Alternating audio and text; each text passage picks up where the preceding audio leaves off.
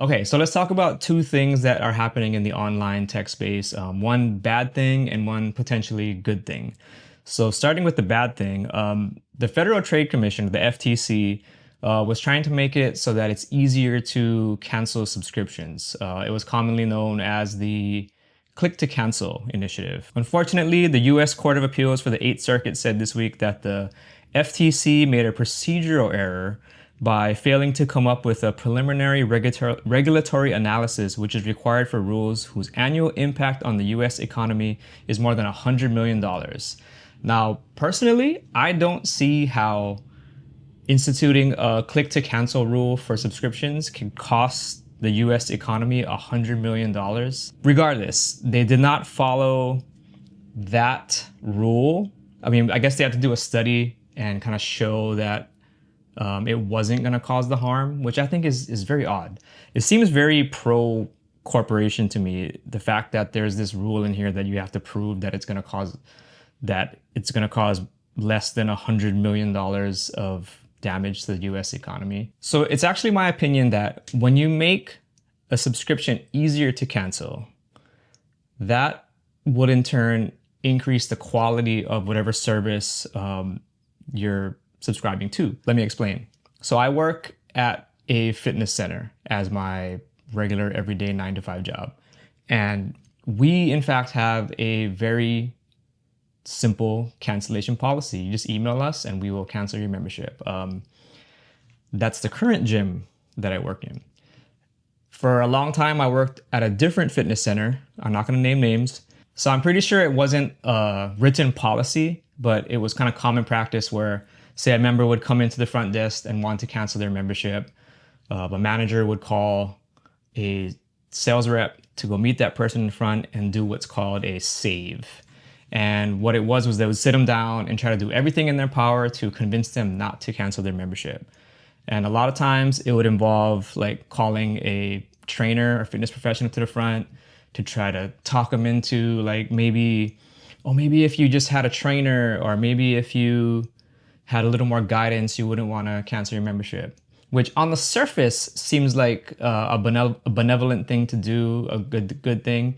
And as a personal trainer myself, I was often called to the front to try to convince this person not to cancel their membership. But a lot of times, like, to be honest, I could tell that it was like a financial thing.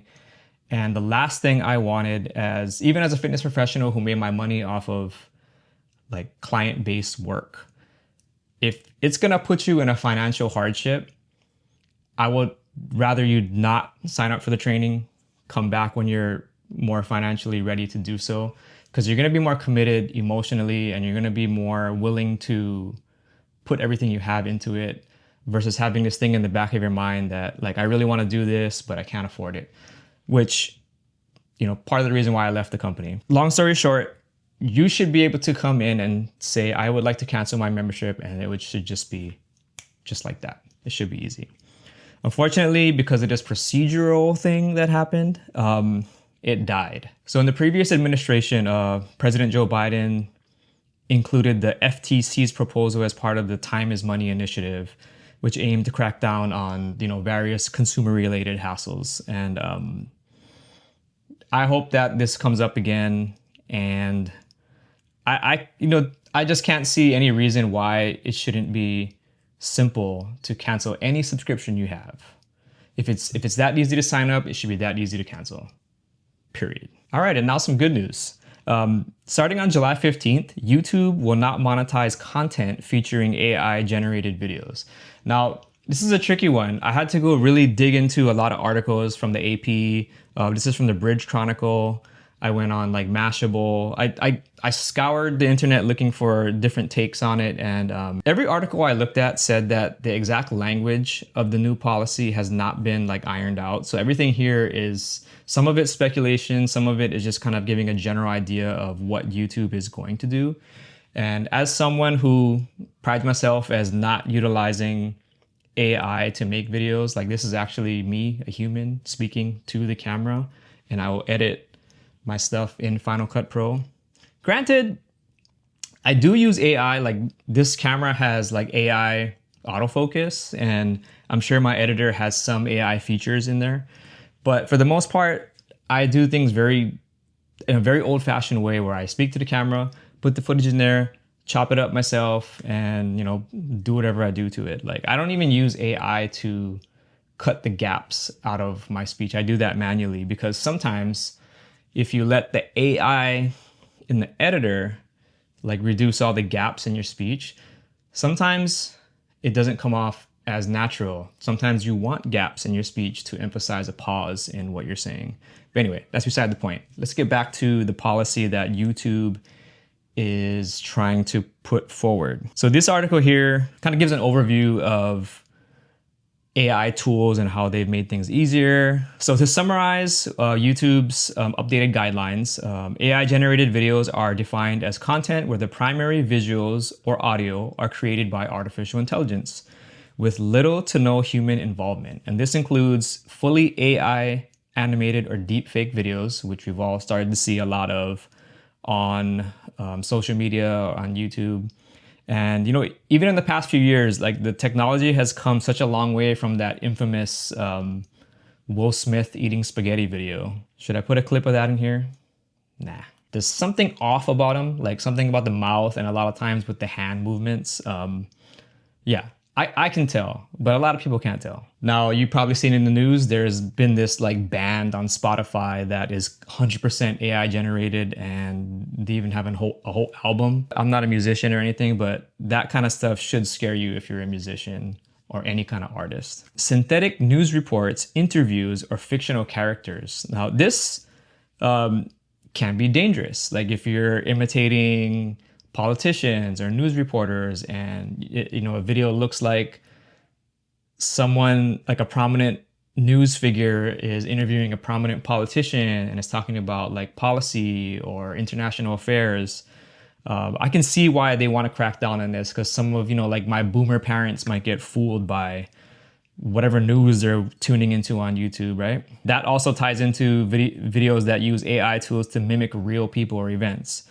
So those last two bullet points kind of, to me, go together in that news reports, real people get fooled. It's the internet. People get fooled. It goes on to say that the decision is going to set a precedent that other major platforms may follow. So the policy will likely drive further discussions about transparency, copyright, and the evolving role of AI in creative industries. And this is a creative industry. Like YouTube, I feel like, is a platform for original content, for authentic content. And I've talked to people like in this space. Like I know a lot of local like filmmakers, videographers. I come from like the wedding filmmaking industry.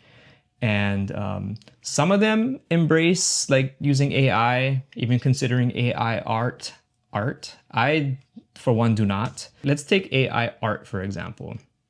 The only reason AI art, if you even call it that, can exist is because it's stolen content from actual human artists. It has compiled it and it's just spitting out what it learned.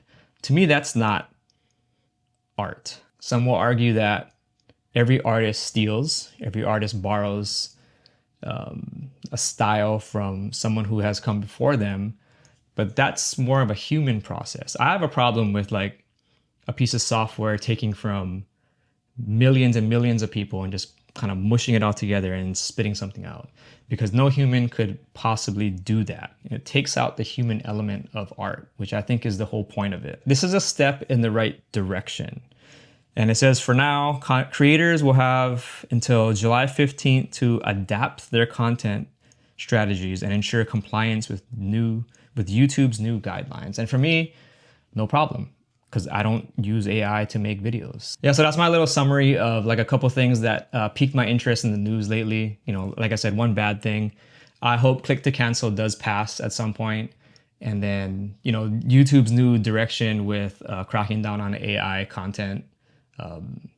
I think it's a good thing, especially for people like me that make old-fashioned video content made by a human.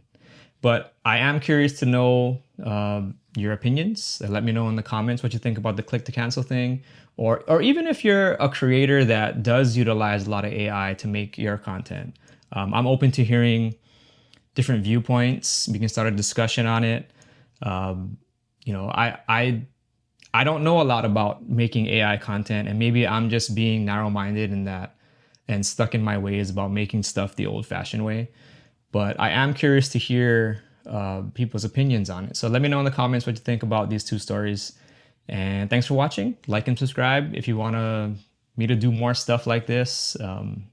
I will still do like family vlog stuff, but I do like talking about tech and tech news. Yeah, thanks for watching.